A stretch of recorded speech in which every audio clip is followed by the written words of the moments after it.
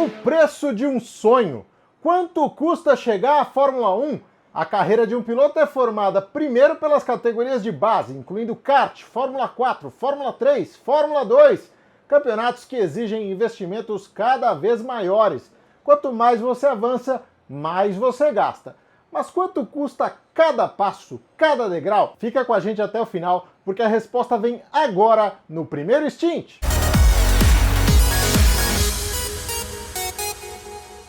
O que é mais difícil, hein? Ser um piloto de Fórmula 1 ou um astronauta? Te falo agora. A primeira pessoa a viajar para o espaço foi o russo Yuri Gagarin, no dia 12 de abril de 1961. And this man, Yuri Gagarin, major in the Soviet Air Force, is the first to cross the frontier into the unknown of space. Quantas pessoas fizeram a mesma coisa desde então?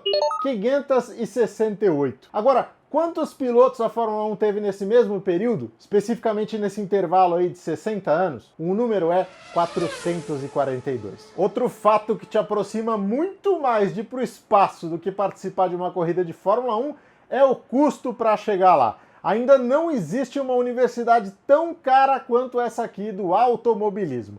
É o que a gente vai te mostrar a partir de agora aqui no primeiro instante. Antes, é claro, mendigando o seu like, a sua inscrição e o seu compartilhamento para ajudar a página e fazer com que mais pessoas possam ver esse conteúdo, tá bom? A meta do canal é superar os 20 mil inscritos e se a gente conseguir, você vai ganhar o nosso muito obrigado! Bom, bora lá. O nosso orçamento aqui é para fazer com que o piloto chegue à Fórmula 1 com 21 anos de idade, fazendo a escadinha completa a partir do kart. O kart, você sabe, é a base de tudo, né? É onde os pilotos vão ficar pelo menos até os 14 anos de idade, correndo lá nos campeonatos regionais, nacionais e de preferência algumas provas no exterior e no Mundial de Kart também. Se você começar aos 8 anos, como foi o caso do Hamilton e do Vettel, vai gastar cerca de 1.800.000 reais nesse período.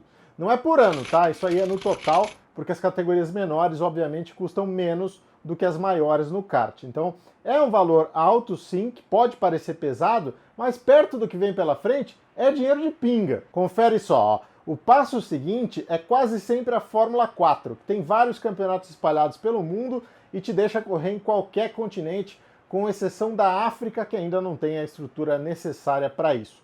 Os preços variam um pouco de um para o outro, mas cada temporada vai te custar em média 1.900.000 reais.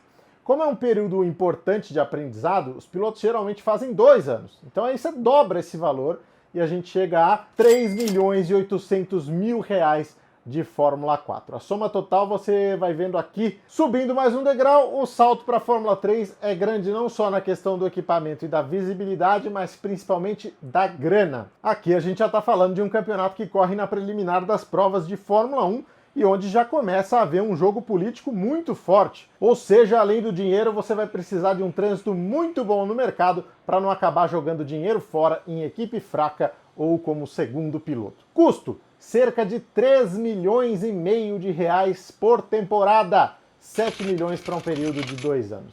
E assim a brincadeira vai ficando cada vez mais séria.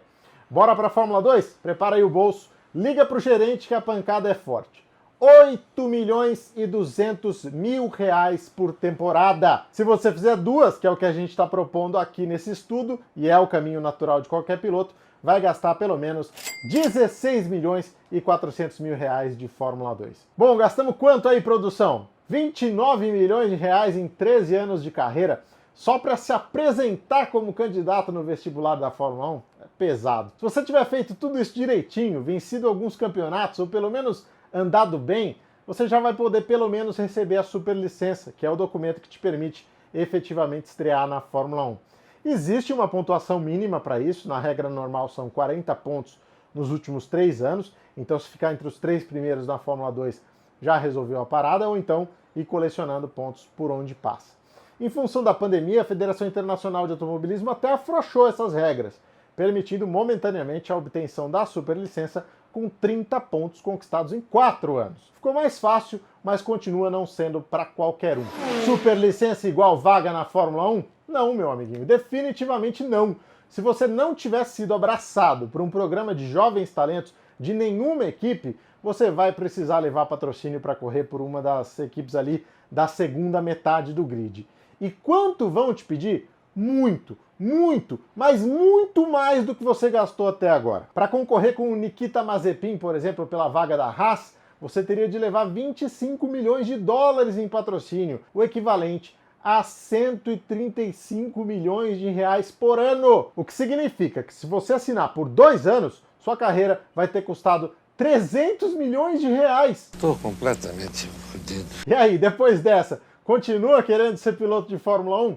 Claro que a nossa moeda é uma porcaria, né? Vale de 5 a 6 vezes menos do que dólar, do que euro, do que libra e acaba flutuando muito. Então, para dar uma compreensão melhor, eu vou deixar também o valor em dólar, tá? Aliás, essa foi uma sugestão do nosso querido amigo Carlo Ganci aqui nos comentários, figura emblemática do esporte a motor brasileiro. Valeu, Carlo, obrigado pela dica, grande abraço.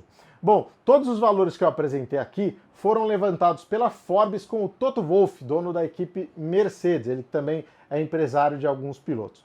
Mas eu fiz uma leve adaptação, especialmente no kart, porque os custos aqui no Brasil são diferentes, né? Então deu aí uma diferença que você vai perceber se você fizer a conversão. Mas basicamente os valores são esses, um total de 6 milhões de dólares até você concluir a Fórmula 2. Para tentar conter um pouco os gastos, especialmente na fase final da carreira, né, rumo à Fórmula 1, os promotores da Fórmula 2 e da Fórmula 3 anunciaram uma série de medidas visando redução de custos a partir de 2021. Por exemplo, vão baixar o preço do aluguel de motor, das peças reservas, reduzir despesas de logística, correndo mais, mas em menos pistas, né? O carro vai permanecer o mesmo até 2023 e ficou decidido que a Fórmula 2 e a Fórmula 3 não vão mais correr juntas. Elas vão se alternar, um fim de semana uma, um fim de semana outra, permitindo que as equipes que correm nas duas usem o mesmo grupo de mecânicos e engenheiros. Ainda são mudanças pequenas, mas que já se encaixam na nova realidade do automobilismo, de tentar evitar que o esporte fique insustentável. Continua muito difícil chegar lá, as despesas definitivamente exigem um bom apadrinhamento ou muito dinheiro na conta, mas é só pegar o grid da Fórmula 1 que a gente vai ver que o talento ainda prevalece. Hamilton, Verstappen, Leclerc, Ricardo, Vettel, Alonso, Raikkonen, caras que chegaram lá pelo que guiavam e não pelo que pagavam. E é assim que vai continuar sendo. Portanto, se você é um jovem piloto, não se assuste com os 29 milhões de reais requeridos para chegar até o final da Fórmula 2, ou ainda os 300 milhões de reais requeridos se você quiser fazer pelo menos 2 anos de Fórmula 1 como pagante. As oportunidades continuam aí, um talento vale para as equipes de Fórmula 1 muito dinheiro, e se você mostrar ser esse talento, com certeza você vai ser abraçado por uma delas, tá legal? Legal. Se você gostou, deixa o seu like, se você gostou, compartilhe e principalmente se inscreva no canal e ajude o Primeiro Stint a atingir a meta de 20 mil inscritos. Lembrando sempre, aqui tem vídeo toda quinta-feira às 19h30. Um abraço! Max, what's happened? No, it's just unfair. I'm leading, he wants to pass, he pushed me, I push him back and after he pushed me off the track. It's not fair, eh? Andiamo a sentire anche Charles Leclerc. Charles, what's happened with Max? Nothing, just an incident on the race.